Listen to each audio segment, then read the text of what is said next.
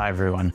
I want to talk to you about assessing self-regulated learning today, and I want to talk to you about a range of approaches that schools, and that is documented in the research literature, different approaches that are being used to assess self-regulated learning to hopefully help you if you're struggling to assess self-regulated learning, give you some modes and methods perhaps that you can adopt in your own practice. But before we do, I'll perhaps pause the video in a moment and think about how you currently assess self-regulated learning. Once you've got that down, think about, is that method efficient and effective?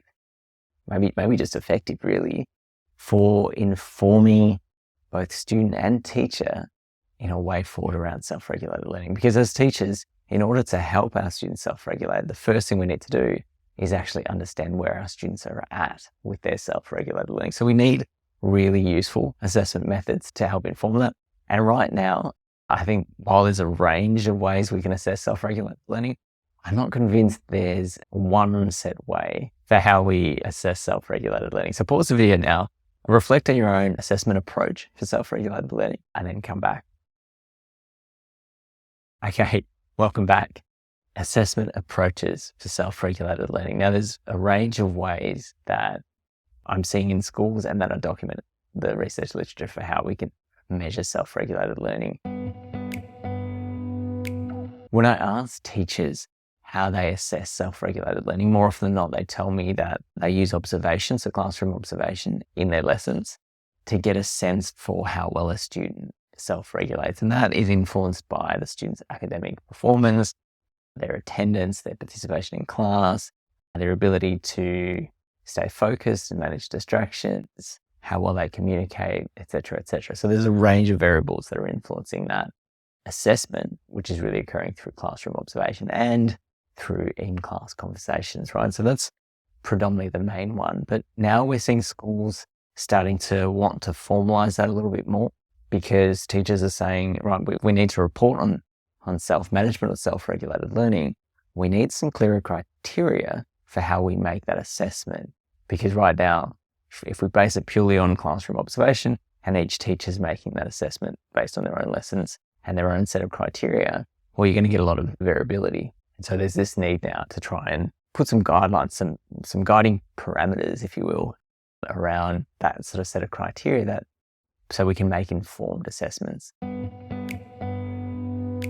One way that I'm seeing schools do that right now is through the use of competency rubrics. Now, the aim of a competency rubric or a capability rubric is to give educators, and maybe in some schools I'm seeing this used with students, which I think is fantastic, is to give the person using the rubric a clear sense for what their criteria are and how it looks different at different levels of achievement. And so we need to think about what they look like. And I think that's an extremely challenging task in itself, because self-regulated learning is so broad and complex. So I'm seeing some of these competency rubrics pop up, and I'm working with some schools to develop these. If you're using a competency rubric of sorts for self-management or self-regulated learning, I think sometimes we try to populate those rubrics with either too much information, and not so much too much information, but too many variables. We want to capture the whole picture of self-regulated learning, but as a result, we don't do justice to any key component. So if we think of self-regulated learning as this big umbrella term that has all these different components, cognition, metacognition, motivation, etc.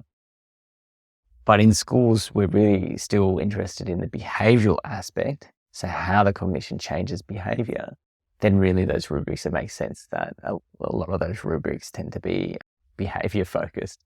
And so thinking about which of those behaviors is going to be absolutely essential for your students at their point at the year level that they're at, and making decisions as educators about really what is essential. Don't try and cram those rubrics with too much information. That reduces their usability for an educator. So that's, if you're using a competency rubric or you're thinking about using it, is to think about what criteria you actually include in the rubric as a starting point. The other perhaps suggestion that I'll offer you here is thinking about, is it used for the educator or is it used for the student? And if it is going to be perhaps a more student-focused rubric or cross both boundaries, thinking about generating the criteria with the students rather than as educators for the students. So I think that's useful. We can really draw in student voice here to develop those criteria. So let me just recap here. We've got classroom observation, including in-class conversations as one method.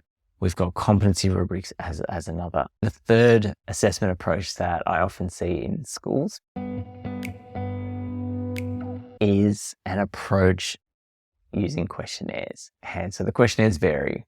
Typically, they're quantitative type questionnaires. So items that are either rated on a scale of 1 to 5 or 1 to 10, or that have like multiple choice components to it. For example, one school that I worked with was using the Tell Them From Me survey that had some items around motivation and engagement, and those items were used to help evaluate students' self-regulation of motivation. I'm not sure exactly what those items were, by the way, but this is what the school had informed me.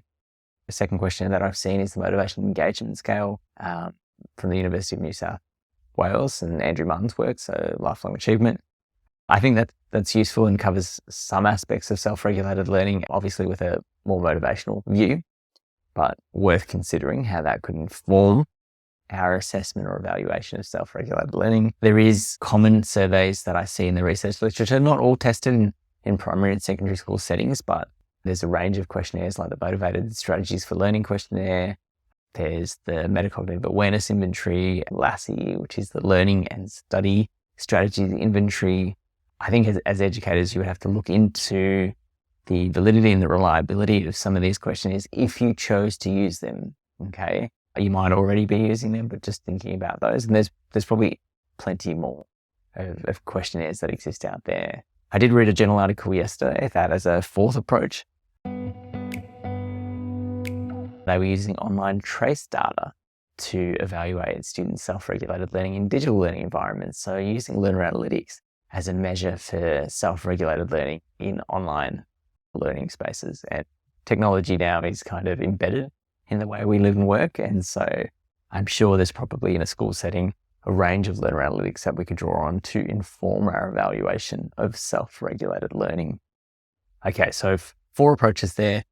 Some that come from the research literature, and the ones that I see in the research literature are much more time intensive and human resource intensive. And so in one example, one study that I read, there was an actual camera that was video recording how students were responding in a problem-solving situation and then coding individual statements and behaviours for those students. Now, I don't think that's realistic for any educator, and that's very useful for a research investigation. But for a practitioner, I think those time-intensive and human resource-intensive approaches are going to be super functional in classrooms today.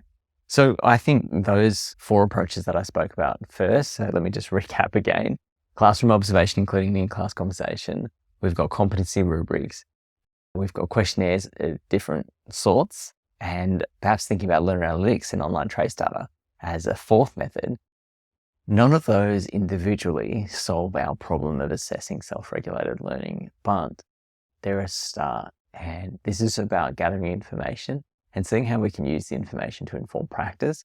2 recommendations. One is that you think about using multiple modes of assessment to gather information about students' self-regulated learning to make an informed decision about where students are at. And perhaps if that's not possible, thinking about, rather than trying to capture the whole picture of self-regulated learning, thinking about what might be the most essential components. So with one school, they were really focused on student motivation. So rather than think about metacognition, cognition, and resource management or emotional regulation, they were just thinking about, okay, let's see how students self-regulate their motivation. Okay, so we were really focused on assessing and evaluating students' motivation and their self-motivation practices. So that's one way to think about it, is to drill down and almost niche down to a particular component of self-regulated learning and then just assess that. Because I think when we try to eat the whole elephant, it's very difficult, right? How do you eat an elephant? Piece by piece. And so that's my recommendation, is either use multiple modes of assessment to try and capture the whole picture, or focus on just a small part of the picture and use an assessment method that might give you accurate information about that particular component. Okay, hope that's helpful. Wishing you all the best with your teaching self-regulated learning journey, and I will talk to you soon.